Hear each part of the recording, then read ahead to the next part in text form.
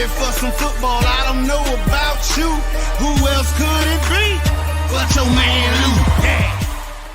The LouieTeeNetwork is powered by MusicHead University. MusicHeads, classes in session. Turn me up. Enroll on YouTube now. Link is in the description. Who else could it be but me, your man, Louie T? Welcome to Sunday Night Football overtime. Texans, Chiefs. Ding dong, the witch is dead. The Kansas City Chiefs fall to the Houston Texans in what I deem to be a playoff game, 20-10. Texans improve to 8-5. And what a lot of people fail to remember, these Texans started the season 0-3. They were left for dead. No one gave them a fighting chance in hell. And also keep in mind how well their division started. Jacksonville got off to a rousing start. Indianapolis was the last undefeated team in the National Football League this season. No one gave them a chance to make the postseason, let alone crawl out of the doldrums of despair to be in the race for the division crown. But yet, here they are, one game back of the Jacksonville Jaguars. Indianapolis has fallen on hard times. Daniel Jones, torn Achilles tendon. He's done for the season. They're going to turn their reins over to Riley Leonard. Maybe they make a move to go and acquire a quarterback at this point. Trade deadline's gone, so I don't really know what you can do here, but maybe there's someone that's out there on the streets or on someone's practice squad that they can snatch up. You know, we'll see what happens. But the Texans, I said this when they beat Buffalo, I think it was 2 weeks ago on a Thursday night. This is a championship caliber defense. And I was hoping that by now we would have seen shades of an offense that could match that energy. No such luck. This is not a championship caliber offense. While CJ Stroud was okay tonight, the first half, he was okay. He missed some throws. Even the Nico Collins deep ball, that should have been a touchdown. Nico had the defender beat by 3 yards, and he had to stop and go back and attack the football. Stroud was not good tonight. This offense is not good. This is not an offense that you can win playoff games with consistently, especially if they're turning the football over, which they did not do tonight, which is why they ultimately won the football game. I think Stroud did learn something from watching Davis Mills, who didn't do anything spectacular in that, winning streak when Stroud was out. What he did do was he took care of the football, something that Davis Mills had struggled with early in his career, but he realized as a veteran now, this is an elite defense. I don't have to do much. When my number's called, make a couple of throws, but just above all else, don't turn it over. This defense will do the rest. They don't have a dynamic run game. They don't have a dynamic pass game. They struggle in the red zone. And so it's all the makings, and they have a coach that is very deficient in clock management. All right. So you pour all of those things into a pot, and what you get is a team that is a hard out, but not a championship caliber team. You don't want to play the Houston Texans in the playoffs, right? Nobody wants to play them. And I've come to the realization that the loser of the AFC South is going to have that 7th seed in the AFC playoffs. So the Texans are going to make the playoffs no matter what, in my mind, right? You looked at their remaining schedule. It's not tough. I think the best team left on their schedule are the Chargers. They're going to win 3 out of their final 4 games, bare minimum, just off the strength of this elite defense that they have. They're going to the playoffs. Now, the question is, do they, for the 3rd season in a row with CJ Stroud and head coach DeMeco Ryans, win the AFC South, or do they take a backseat to Jacksonville and have to go on the road for the first time in Wild Card Weekend with those two as the centerpiece of what they're doing in Houston. That'll be the big question. But this was a monumental win for the Texans. This is a massive roadblock for everybody. Think about the AFC playoff picture for a second. Like, Kansas City is the quintessential, you want to go to the playoffs, you got to go through us team, right? Like, we are the standard. You want entry, they're the ultimate gatekeepers, right? Think about it. Denver had to beat them to validate and solidify that they were legitimately trying to win the AFC West division. And they were like that, right? So Denver had to beat them. Jacksonville had to beat them earlier in the season. Oh, are you serious about making the postseason? Are you serious about winning your division? Then you better beat Kansas City. They did it. Houston had to beat them. And they did that tonight. And unlike Denver and Jacksonville, who were able to do it in the comfy confines of their home establishment, the Texans had to go on the road and get it out the mud. So this was super impressive because the Chiefs' backs were up against the wall. And I just said the same thing about Detroit on Thursday, which is why I thought they would beat Dallas. Backs against the wall. Generally, the elite teams, the teams with that pedigree, they come out swinging at the crib on a national stage. You're going to get the best that they've got to offer. And usually that's enough to beat an opponent like Houston. And the Texans were there for the taking, especially in the second half. They couldn't handle the success of a 10-0 lead at halftime. You saw what they did in the second half. If not for Andy Reid's, what I thought, pure malpractice, which he'll get away with because he's Andy Reid. But that if a lesser coach did the shit he did, for instance, and I know he just won a Super Bowl, but had the Eagles head coach, Nick Sirianni, did the shit that Andy Reid did tonight, he would be crucified. He would be hung up, and they would go get the pitchforks and torch, and they would light his ass on fire tonight and into tomorrow. Because in a 10-10 ball game, with your defense playing lights out, you got no reason, no just cause to go for it on fourth down there. I know you want to take control of this game.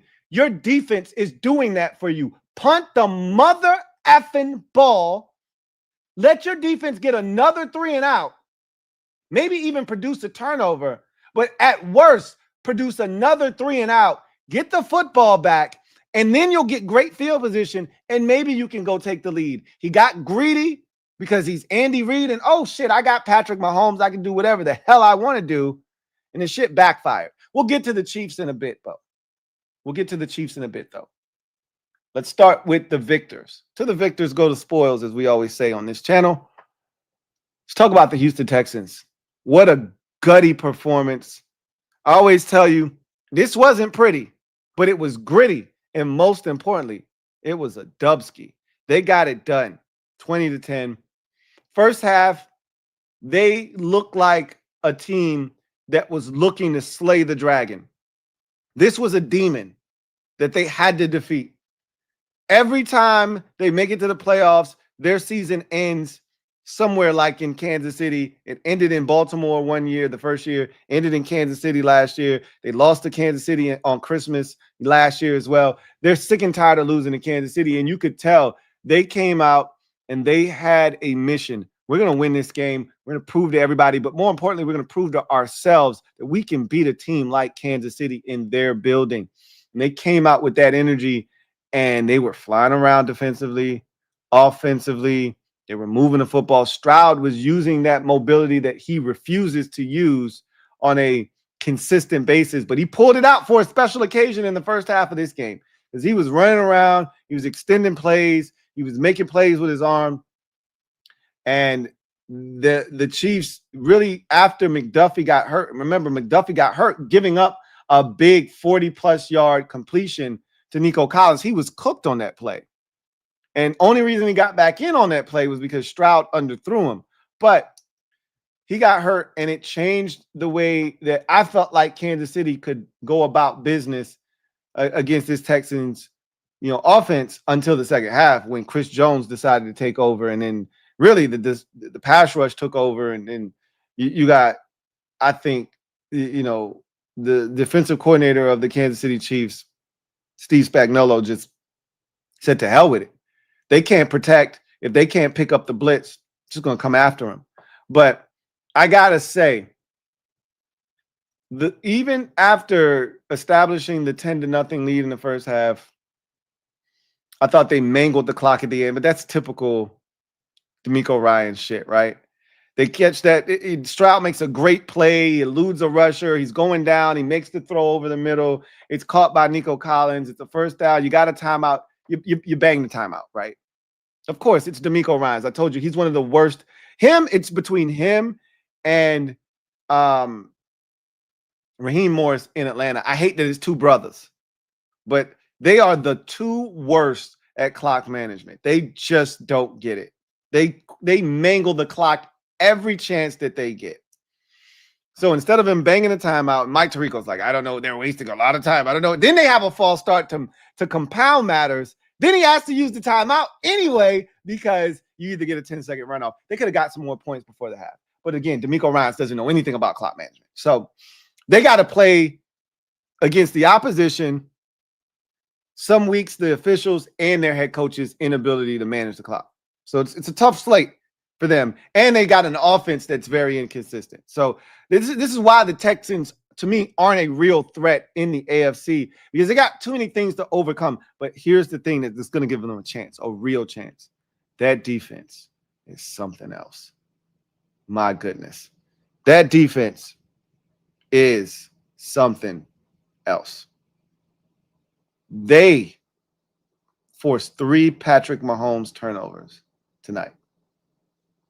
When's the last time you've seen a Patrick Mahomes stat line of no touchdowns, 3 interceptions, 10 points for the Chiefs at home? When's the last time you saw that shit happen?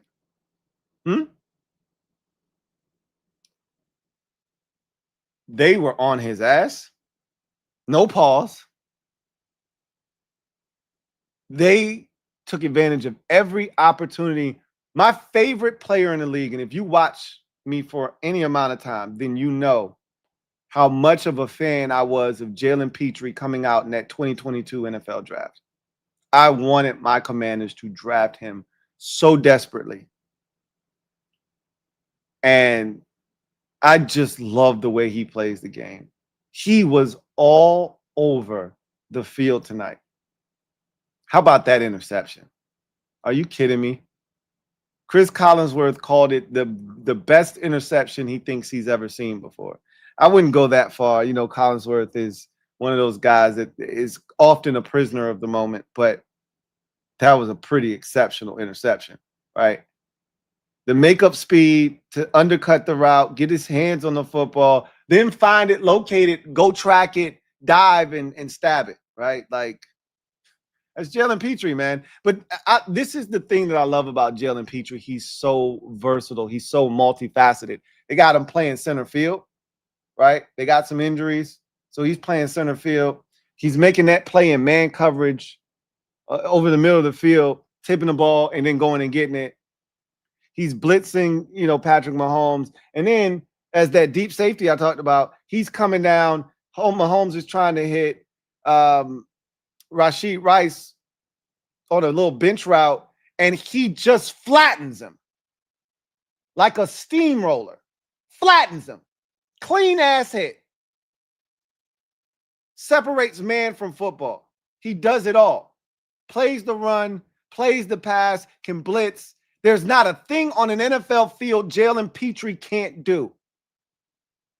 My favorite NFL player right now is Jalen Petrie. He's a lot like Brian Branch. Another guy that could have been and should have been a Washington Commander. That one should have been a Commander, but that's nor here nor there. You know who we took in the 20? Not that we had a chance to take Petrie. He went early in the second round. You know who we took in the 2022 NFL draft, just as an aside, in the second round? We took Fadarian Mathis. You can't make this shit up, man. So Petrie was out there balling. Will Anderson and Danielle Hunter were causing havoc up front, even though Hunter missed an opportunity to keep Kareem Hunt out of the end zone on a 4th down and goal. He had him dead to rights and wasn't able to get him down on the ground. They were creating pressure. Mahomes was never comfortable. He was always running for his life back there. Lassiter, he's a dog. And I'm not just saying that because he went to Georgia. He's a dog, man. That pass breakup on the speedster wide receiver that they got from New England in the end zone was crazy. The interception, he had a hit over there on the sidelines. Like, Lassiter is a dog. That Texans defense is ridiculous. And then, you know, you make a mistake, they make you pay for a mistake. Mahomes wants to throw essentially an arm punt up. And Lassiter's like, cool, I'll take it. No worries. Then Kelsey can't handle the pass. It's a little behind him. But he's, you know, playing around with the shit. And Azeez Al-Shah is like, don't mind if I do, bro. Yeah, you giving out gifts. It's the season of giving. You giving out gifts, I'm taking them shits. Thanks. I appreciate it. There were 3 Texan defenders around him. Kelsey, I'm speaking of. Like, that's tight coverage. That ball had to be perfect, and it wasn't perfect. It was slightly behind him. That's why he was playing around with the shit. Still should have caught it. It wasn't a perfect pass, but it's one he should have come down with. But there were 3 Texas defenders right there. Like, you got to be there. He could have just dropped it. That could have fell harmlessly to the ground. It didn't, though, because they were right there, ready for a mistake and to pounce on it. That's what elite defenses do. They rally to the ball like savages, like crazed maniacs, like starved vultures over a carcass. They were ready to pounce. And when that ball caromed off of Kelsey's shoulder, Azeez Al-Shah said, hey, man, I appreciate it, bro. We'll take it from here. They got some help. Kareem Hunt, I don't even want to call it a drop because Mahomes hit him in the face mask. How is he supposed to catch that? Kareem Hunt is a body catcher. You got to put it right between the 2 and the 9, at least on the shoulder. I've seen him grab the shit off his shoulder before so many times, but you got to put it somewhere in the solar plex area. He hit him in the face. That was on a 4th down, if I'm not mistaken. Either a 4th down or a 3rd down. Then I think Butker missed the kick. So it really didn't matter either way. They didn't get any points out of it. Rashid Rice dropped the 4th down pass. That was perfect by Mahomes, who was under duress, getting sacked, and he throws it, and he throws a dime. And Kareem Hunt just dropped the football. And then Kelsey.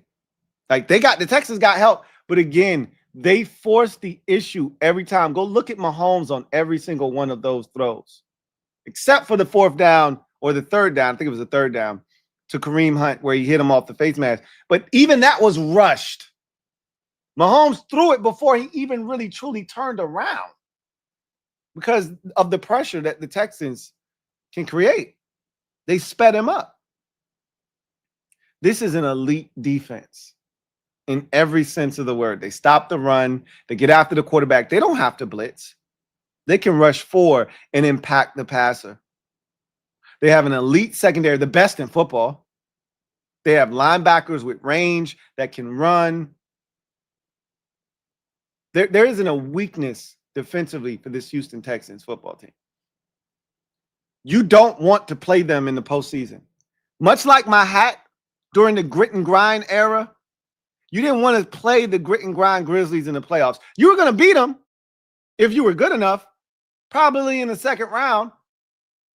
But you were going to have to work for it. You know you didn't want to play them. That's how I feel about the Texans. Offensively, they're not good enough. Offensively, my grit and grind Grizzlies weren't good enough. Our tempo was too slow. We didn't shoot the ball well. We would try to, beat you up on the glass and inside, but if you can shoot the three ball, threes beat twos every day. Threes beat twos every day. And that's the Texans. They're so good defensively. And in the playoffs, a defense in a run game can take you a long way. They don't have a run game, though. Woody Marks is cool, but ain't nobody afraid of Woody Marks. Their offense doesn't scare anyone. And so while the Texans defense is so good, I just don't think. Now, again, this is the wild part. This NFL season is drunk and staggering. It is just intoxicated. Because, again, Texans aren't afraid of Denver. No one is. That's your number one seed. Oh, excuse me. They're right there with New England. Who's afraid of the Patriots? Nobody. Who's afraid of Denver? That's the 2 seed. Nobody. The teams in the AFC right now, who's afraid of Jacksonville? Nobody, baby. Ain't nobody afraid of none of these AFC teams. And it don't matter who come out of the AFC North, whether it's Pittsburgh or Baltimore, both of them suck. Now, if Lamar gets his shit together and the Ravens find a way to get their shit together, they go straight to the top of the pile. But I ain't seen it this year. I just ain't seen it from them to feel confident that they're going to ultimately get it together. They got a month to figure the shit out. But this Texans defense is good enough to stymie everybody in the AFC. But a team like New England, whose defense is solid enough to slow down Houston's offense, because their offense isn't great, and still good enough to be able to move the ball, that's a team that could beat them. And Denver, even though I don't love Denver, I don't love Bo Nix, I don't love their offense, their defense is definitely good enough to shut down. They did it already once. They went to Houston and knocked CJ Stroud out of the game, shut down that offense, and won a rock fight. They are capable of doing that again if they need to. This time it would be in Denver. So Houston is really interesting. You don't want to play them, but you can beat them. But they can beat anybody as well. Imagine if they figured some shit out offensively. I don't see it happening. But imagine if they were able to fine-tune some things, figure some shit out offensively, and really get that side of the ball going before the playoffs. Yikes, they'd be scary. It ain't happening. But, boy, that would set it off for them. Because their defense, nobody in the league is better. Not Seattle, not Denver. You pick a defense, doesn't matter. I can find a weakness in someone else's defense. You can't find a weakness in this Texans defense. You go to Denver and you're like, hey, Riley Moss is a weak link over there opposite of PS2. I can attack the white boy at the cornerback position. Texans got 3 elite corners, 2 on the outside and Jalen Petrie playing the nickel. Where you going?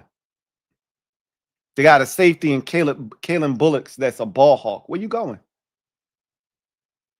Where you going? They got linebackers that can run, that defend the run, that can drop back in coverage. Azeez Al-Shire ended the game. Where you going? Henry Toa. Where you going? We know they can rush forward. They don't have to blitz. Where you going? They showed it again tonight. While their offense was stymied in that second half, their defense didn't give up shit, basically. Yeah, the Chiefs scored 10 points. But, again, every stop that they had to have tonight, they got it. Whether it was via an interception or a 4th down stop, they got it. And, again, the Chiefs assisted. But a lot of the Chiefs' mistakes tonight were because they were sped up and they were worried about this Texans defense, or they were being affected by this Texans defense. And those boys were hitting tonight too. Damn, they're good. I told y'all, I don't know if y'all remember this. This was only for it was only for the elites of the Louie T Network. Those of you that either live on the left coast or those of you who watch every video. It was the Texans and the Seahawks. It was the second leg of a doubleheader on a Monday night. So this stream had to be at like 1:30 in the morning after that game met its conclusion. And I remember the Texans lost the game, but they forced like 4 Seattle Seahawks turnovers that night. And CJ Stroud and the offense stunk it up like they always do, it feels like. And so it wasn't enough on the road against Seattle. But they had every opportunity to win that game, and they just couldn't get it done. And I said, this defense is something else. I was like, they deserve better. I remember the line, this defense is championship caliber, and it deserves better. You're seeing it right now. I don't think the offense has gotten that much better, but the defense they're making those same plays, and the ball is now bouncing their way. Instead of Rashid Rice catching that football, instead of Patrick Mahomes throwing a more accurate football on a third down to a wide open Kareem Hunt on a 3rd and 1, instead of Travis Kelce catching that football that wasn't the best thrown, but a ball that he's caught a million times, instead of those things happening, the ball bounced the Texans' way. So they're making all of those plays, and now the ball is bouncing their way. It makes them that much more dangerous because they really don't need your help. They really don't need your help. They're that good defensively. Stroud was good early. He was awful in the second half. His passing numbers, 15 of 31, sub 50% completion percentage. He wasn't good in this game. He missed a lot of throws, including this is the one that made me say, oh, you don't want this shit. You ain't ready, CJ. You ain't about that life. Second half, first possession, up 10-0. You got a chance to put a dagger right in their heart. You got Hutchinson wide open on a 3rd down, clean pocket, as clean as it was all night. You can step into this throw, and he starts clutching and all of this extra shit. He might as well have been a 1950s doo-wop singer out here, you know, one of those Frankie Lymans, because he was out here doing this shit. Instead of letting it cut and cutting that bitch loose, he doing all of this shit. And then he threw the bitch 10 yards over his head. Lucky he didn't get picked off. Lucky the safety wasn't there, right place, right time. But that was the one. That would have got them out of their own shadow of their goalpost, because they had the penalty on the kickoff to start the second half that put them inside their own 10-yard line. That was a throw that would have got them out to like the 30-yard line. And now you can get rolling, and now you can put the Chiefs on their heels, and instead he missed. And I said, oh, you ain't ready. You don't want this shit. You don't want it. And he was lucky his defense bailed him out tonight, because that was a big miss, and he was ass the entire second half. They said he set the record for the most incompletions in a row in a game by a quarterback this season with 8. I don't know if he kept going and if that thing extended to 9 or what, but I think Mahomes ended up tying it later in the game. I mean, both defenses were playing really well. Speaking of which, let's get to the Chiefs side of things. Texans 8-5. I really think they're going to win that division. They're better than Jacksonville, but I gotta give Jacksonville some credit. I really love what Liam Cohen is doing with the Jaguars, but I think they're better than the Jaguars. But as much shit as I talk about DeMeco Ryans for his inability to manage the game, he's doing a hell of a job. You start 0-3, you ain't supposed to be where they at right now. You ain't supposed to be where they at. Did they start 0-3 or 0-4? Let me double check. Let me put some respect on their name. 0-1, 0-2, 0-3. Yeah, 0-3. You don't bounce back from 0-4. They were 0-3. And remember, those were close losses too. Close losses. Close loss in week 1 to the Rams. Close loss, a game they blew, not a close loss. They blew that game against the Buccaneers on a Monday night. All they had to do was sack Baker Mayfield at the end of that game, and they couldn't do it. And then they had a 7-point loss. I forget to who. Maybe it was Jacksonville, but I digress. Kansas City. Wow. Where do we begin?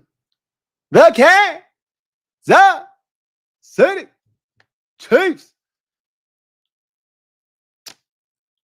I will say this. They're not making the playoffs this year. This was a playoff game and they blew it. Here's what I will say. Because not only are they now 6-7, under 500 with 4 games to go in the season, they've lost to all of the teams head to head that they would need to beat out for a playoff spot if they were able to finish with a tied record. For instance, they lost to Houston tonight. They've lost to Jacksonville already. I've already said the team that's going to get that 7 seed in the AFC is the team that loses the AFC South. Well, you've lost to both of those teams, both Jacksonville and Houston. The team that you did beat, Indianapolis, they currently hold the 7 seed. Well, guess what? They lost their starting quarterback today in Daniel Jones to a torn Achilles. They're going to get out of this picture. So you beating them head to head is irrelevant because they're not going to be in the picture when it's all said and done.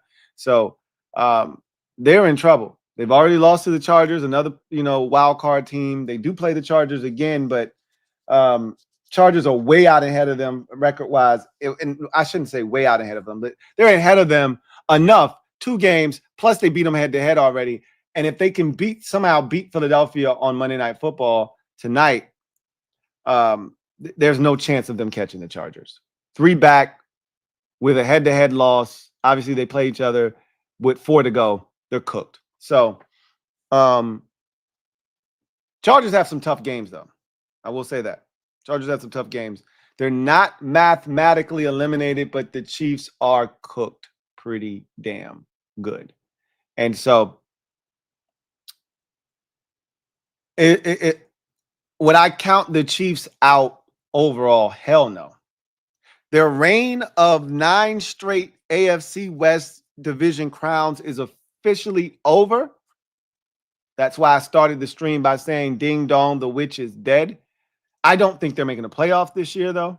Nobody wants to see them in the playoffs. And they may get a dose of their own medicine. If they get to week 18 and they need to win and then need this team, they may get the same thing they did last year to Cincinnati when they rested every single starter that they had and allowed Denver to beat them 800-0 in week 18. They'll get a dose of it because nobody wants them in the playoffs. Just like nobody wanted Joe Burrow in the playoffs last year. Nobody wants Patrick Mahomes and the Chiefs in the playoffs. We'll gladly take an L to make sure that these bastards don't make it inside the postseason. They're not going. They're not going. They're public enemy number 1. They're on everybody's radar. And so it's amazing because I think a lot of their deficiencies finally caught up with them. And then you saw some arrogance tonight, right? You saw some arrogance. So they've been a really subpar rush offense team all season long. And it's put so much pressure on Mahomes to do everything. You saw him dealing with a left leg issue tonight. They put so much pressure on Mahomes. And look, when you're the best quarterback in the league and you've done all the things that he's done at such an early age, like he did all of this before the age of 30, like I get it. It's easy to fall into the trap of, oh, don't worry about it. Pat got it. But their inability to run the football this season, and sometimes their lack of stick-to-itiveness, like there's times where Andy just abandons the run. He actually stuck with the run tonight. It's just not effective. They can't run. And again, you're not afraid of Kareem Hunt. He had the big 4th down run, but it's Kareem Hunt, bro. Like, Pacheco ain't the Pacheco that he was pre-injury last year.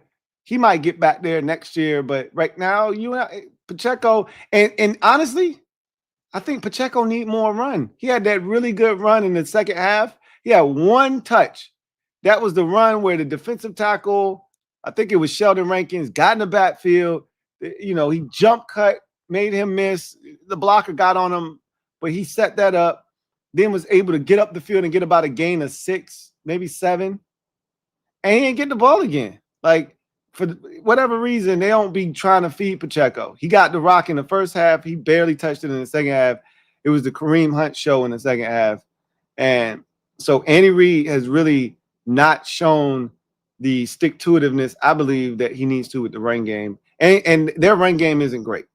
Let's be honest. They've got a lot of issues up front with all the injuries. They had another one. To the first play of the game, Jalen Moore went down with what looked like a serious knee injury. They were already without, 3 starters, and they were already shuffling the deck. And then they had to put a dude in, an undrafted dude that's a rookie, to play left tackle, which was pretty astounding. I didn't think he played bad at all. The only way we heard his name called was when they would talk about him. He really held his own, to be honest with you, especially going up against what he was going against in these Texan defenders. He actually wasn't terrible. Of course, they helped him out. They chipped. They did all those things. But you probably needed to do that anyway, no matter who was at tackle. But I thought that they got away from what made them so dynamic. The first iteration with Tyreek Hill, Sammy Watkins, Kelsey. Obviously, Kelsey's not what he once was.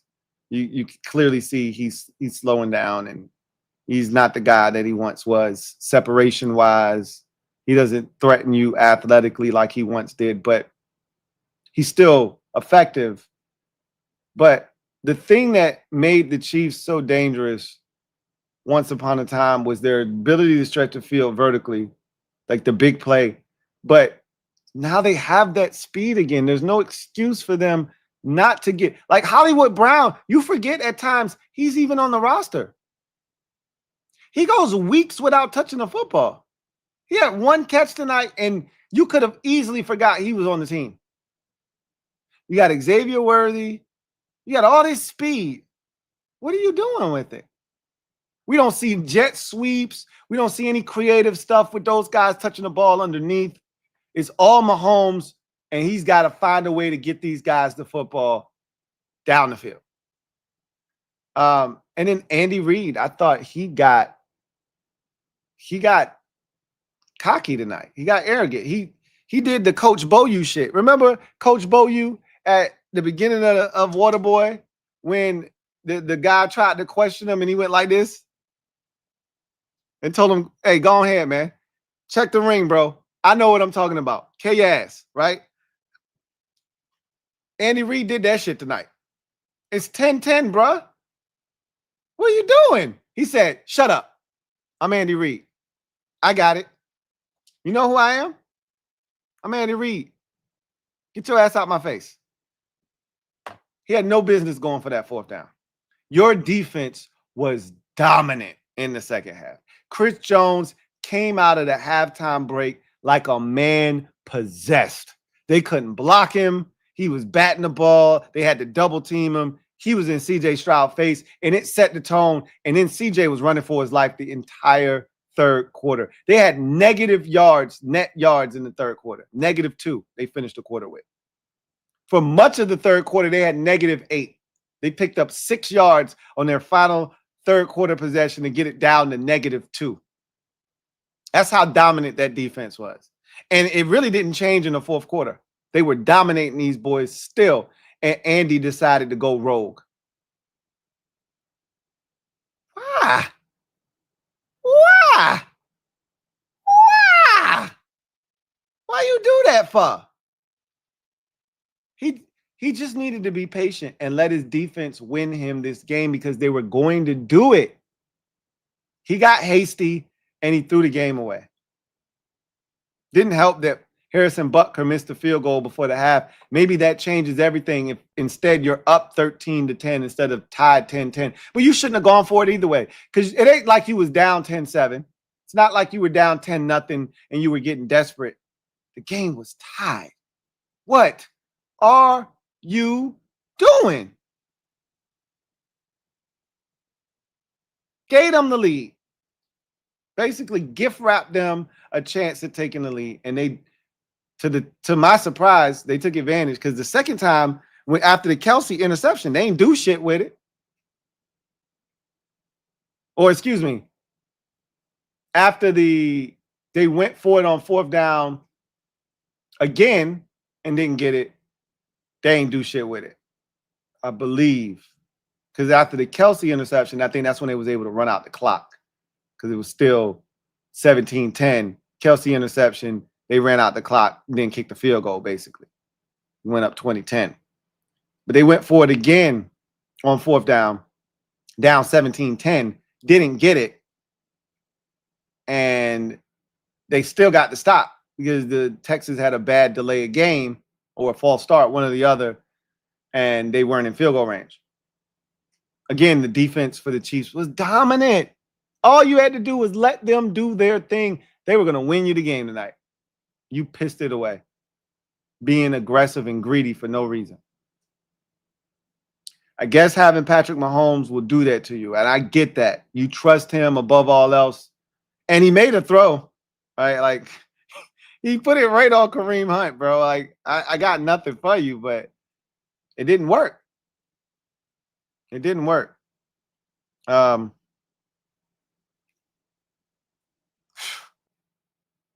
Never thought I'd see the day where the Chiefs, not now, like maybe 5 years from now, but never thought I'd see the Chiefs in this position.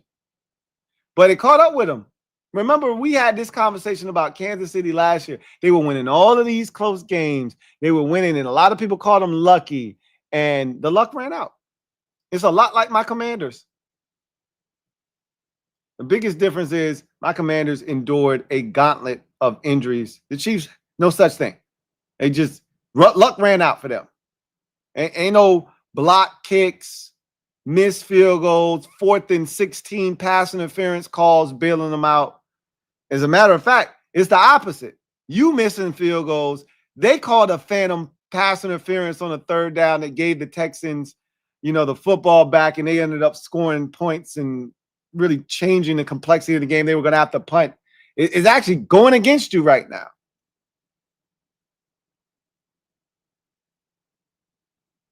Chiefs are 6-7 after tonight's loss.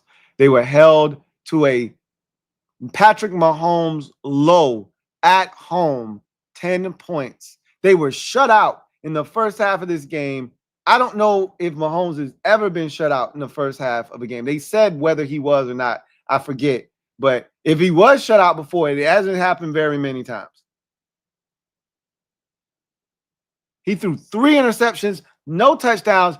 I don't know how many times that has happened in his career, but much like I said with them being shut out in the first half, that hasn't happened very many times if it has happened before.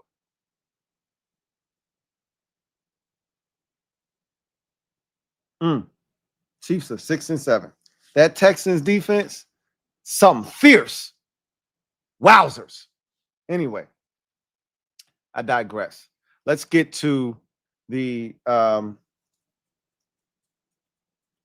let's get to a quick word from our sponsor. We'll come back on the other side, and we will jump into the comment section. Sleeper. Sleeper is the best way to experience and connect over sports together. It's a one-stop shop for all your sports needs. You can celebrate and chat on games in real time with other users, get the fastest scores, blazing fast news and alerts right at your fingertips, play in fantasy leagues, and win real money on pick contests. So enjoy sports the way they were meant to, together. Download the #1 sports app today. Predict the hottest football stats like passing yards, receiving yards, touchdowns, interceptions, and much more to cash in on your daily fantasy football skills. Use promo code LTN and Sleeper will match your first deposit up to $100. Terms and conditions apply. See Sleeper's terms of use for details. Currently operational in over 25 states. Check out Sleeper today. Sleeper. All right. Shout out to Sleeper for sponsoring this stream. Let's get to the comment section, see what y'all got to say, and then we'll get out of here. All right. John Perez, thank you for the super chat. Greatly appreciate you. Thank you for being a member of the MOBB. My guy, JP, writes, is the Chiefs dynasty over? Will they blow it up? No, it's not over. They might not get there this year. I don't think they're making the playoffs this year, but it's far from over, bro. Mahomes is still in the prime of his career. Yes, they're aging. Yes, Chris Jones is getting older. Yes, Kelsey is at the tail end of his career. But they still are filling in the gaps. Like I said, they got some other younger tight ends that they've been drafting. Noah Gray is really good. I'm a big fan of the kid from TCU. I keep telling y'all, like, he's a problem. Eventually, I think he's going to continue to develop. I could be wrong about him, but I think Wiley. I'm talking about Wiley. He could be an issue down the road. You see what Xavier Worthy can be. Like, they still got stuff, man. I like the kid Smith, Bashard Smith, out of the backfield. Like, they drafted the Simmons kid, Sua Mataia, I think is going to be fine along that offensive line. They're young. The defense is relatively young. You know, they're going to have to make some decisions. I think Cook is going to end up being allowed to walk in free agency. The safety, I like him a lot. But that's a young guy. If they bring him back, you know what they do in the secondary. They move all these pieces around. They always draft young corners, find undrafted guys. They find a way. McDuffie's a stud, even though he got hurt tonight. You got they just paid Bolton, like last offseason. Karlaftis is young. He's good. Like they still they're far from dead, bro. This is a young team, relatively young. They've got some, aging guys here and there, but more or less, this is not over. They just have to recalibrate. So no, it might be dead for 2025. 2025 is drunk, though. I mean, we saw an epic classic between the Bears and the Bears were leading the NFC going into today's contest versus Green Bay. Like the season 2025 is drunk, bro. This shit is staggering and it's very inebriated. So no, the Chiefs dynasty isn't over. It's just on a brief hiatus. It's on a brief hiatus. Cubone football. My guy Q. Thank you for the super chat. Greatly appreciate you. Q writes, what up, Lou? What's up, Q? Hope all is well. Likewise, as always. What do you think? Who do you think should win Coach of the Year?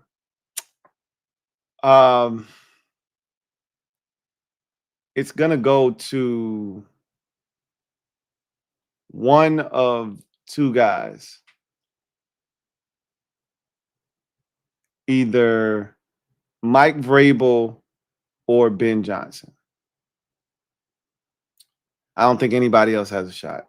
Liam Cohen is doing a great job. I already said earlier in the show that I love what he's doing in Jacksonville, but he ain't getting it over Ben Johnson in Chicago or Mike Vrabel.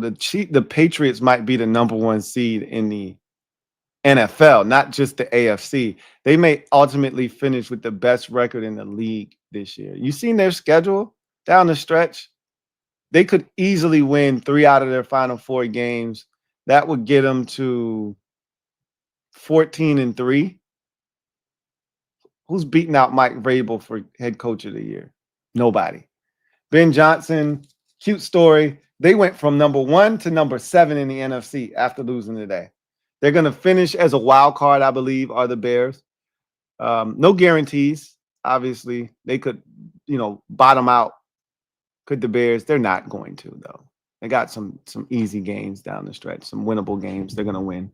They're going to make the playoffs.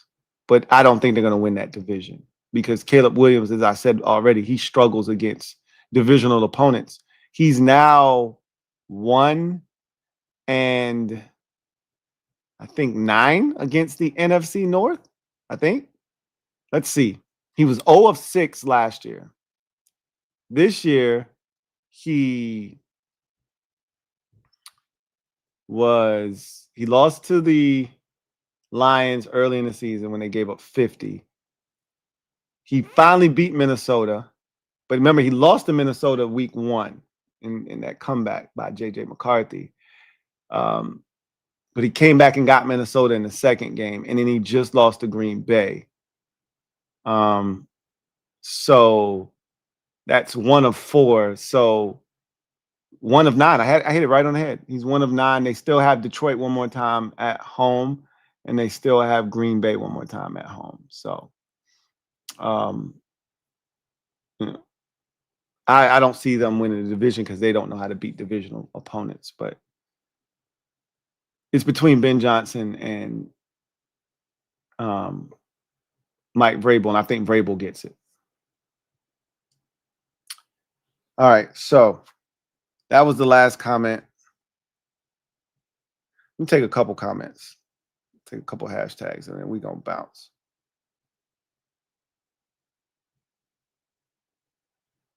Let's see. Sheree says, looking at the playoff picture right now, how do you think it will look heading into the playoffs? I don't know.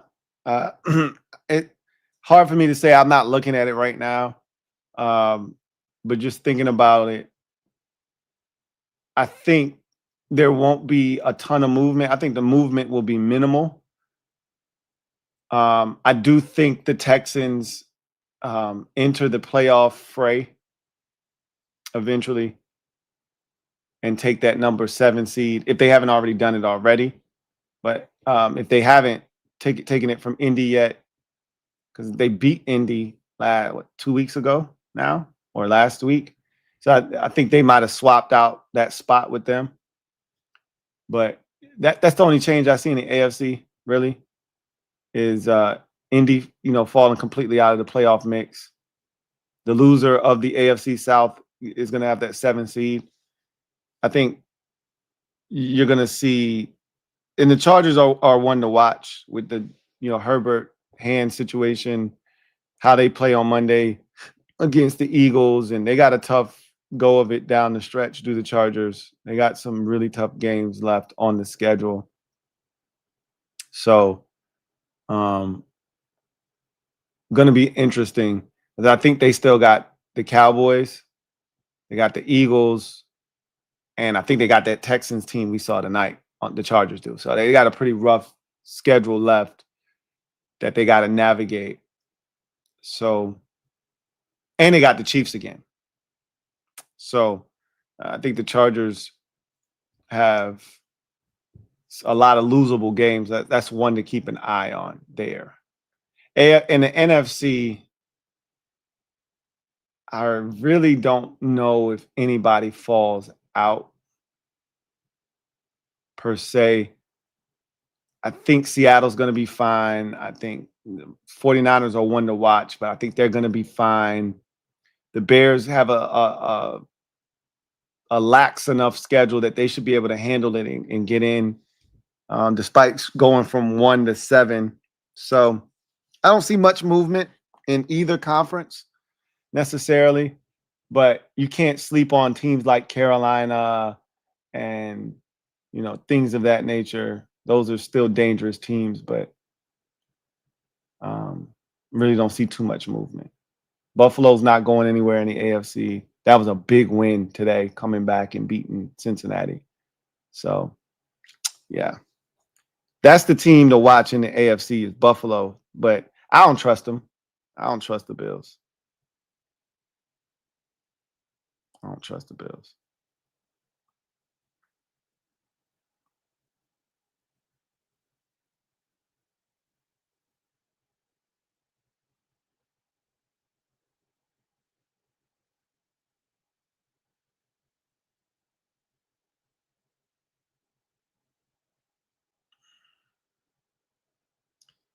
Raphael says the Chief Kingdom has fallen. Jay Black says, you don't have to agree, but blink if you do. Josh trying to cozy up to get a new stadium brought a whole different black cloud. I already told y'all we made a deal with the devil. Y'all can read into that any way you want. I'm not going to speak on it, but Rafael Del Luna says early Super Bowl prediction. I don't really have one. Somebody asked me about that the other day. I don't really like, if you've watched my channel for a while, I don't really like predicting, Super Bowl. That's not my thing because it's so fluid. This year is way more difficult to predict than ever before because normally you got dominant teams that, like past years, it's easy to go, all right, Chiefs and Eagles or Chiefs and fill in the blank. I like the Rams in the NFC right now still. Green Bay is a dark horse, but I still think the Rams are the best that the NFC has to offer. The AFC is so wide open. Again, Josh Allen is still ever dangerous, but I don't think they're good enough. I don't. But the thing that might save them is postseason experience is much different than regular season play. And Denver has one game under their belt with Bo Nix last year. The Patriots have zero experience with Drake May. And you look around at that whole AFC picture. Trevor Lawrence has been in one playoff game and he blew that. And Herbert, same thing. He's been in 2 playoff games and he's been awful. So there's not a lot of experience. I mean, Rodgers and the Steelers, if they get in, it's a token get in. Like Lamar and the Ravens would be a hard out if they got in there. The Texans are going to be dangerous because they've got the experience. They've won playoff games before, and they just need to get over that hump. Maybe they're able to do that now that some of those superpowers like Baltimore and Kansas City won't be standing in their way any longer. So hard to really say. The AFC is really tricky. NFC feels like, it's the Rams to me, but the AFC feels tricky. Oh, yeah. Sheree says he beat the Packers. Caleb beat the Packers last year in week 18. He sure did. That's right. He was 1-5 last year. Correction there. I don't want to keep spreading misinformation. So he's 1-5 last year in week 18. And then he beat the not Lions, excuse me. He beat the Vikings about 3 weeks ago or so. So that gave him his second win. So he's 2-8, not 1-9. He's 2-8 in divisional play. So he's had a rough go of it. Q-Bone Football, thank you for the super chat. Greatly appreciate you. Double up. Thank you for doubling up. Who writes? I feel bad for Danny Dimes. I think everybody does. Like when I texted out to people in my circle about him, it was like, damn, that's unfortunate. I was rooting for him. Nobody wanted to see him go down like that, man. And I really felt bad for him because players know, right? Players know when it's something serious. Like if I got a cramp and I'm on the ground, I'm not slamming my helmet because I got a cramp, okay? Like it's a cramp. I'll be all right. Give me some fluids. I'll be back out there in a couple of snaps.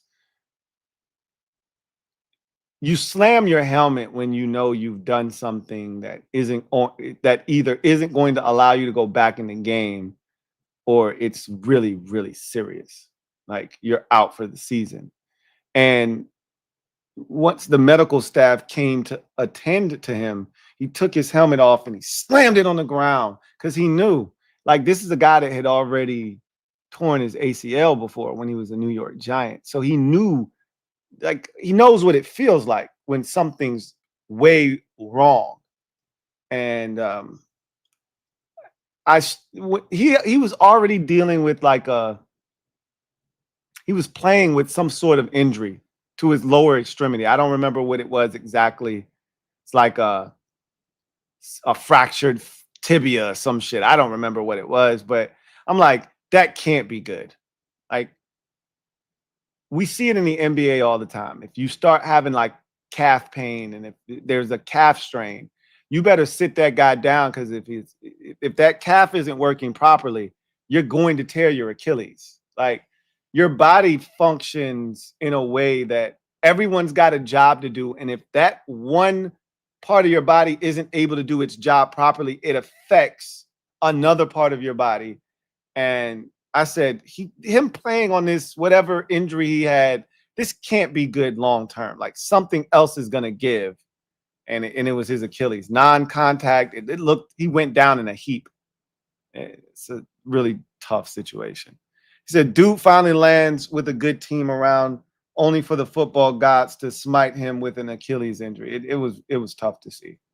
You really feel bad for him, man. I think their season was gonna die anyway.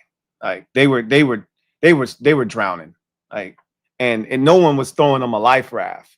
But you rather go down swinging than to go down in a heap the way he did. You know what I mean? That's rough. That's rough, man. Anyway, I digress.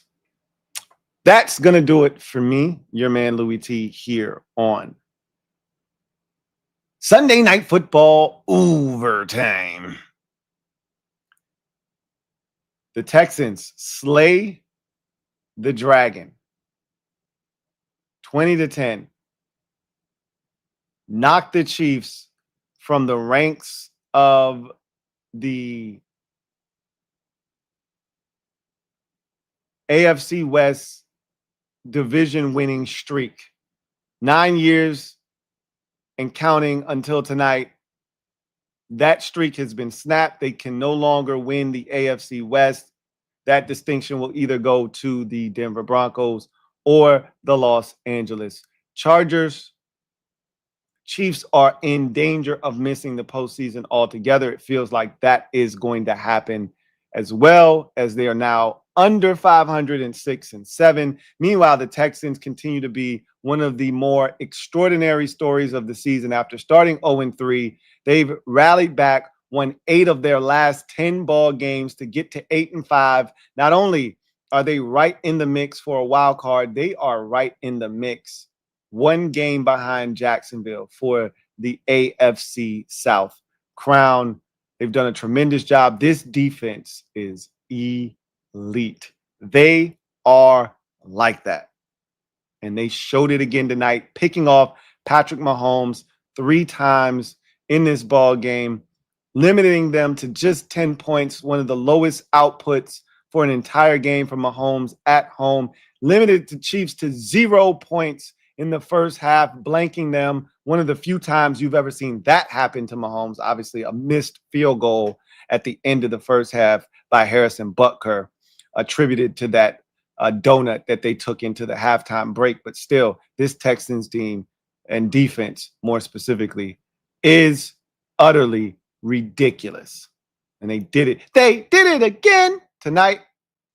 And because of it, they're now sitting pretty in the AFC as a legitimate threat in that conference. Meanwhile, the Chiefs look to be on the outs in 2025. It's going to do it for me, your man Louie T. Until next time, you guys have a good one. We'll do this again tomorrow. Big one. Chargers, Eagles, massive game. We'll do this again tomorrow. Until then, I'm your man Louie T. Signing off. Peace.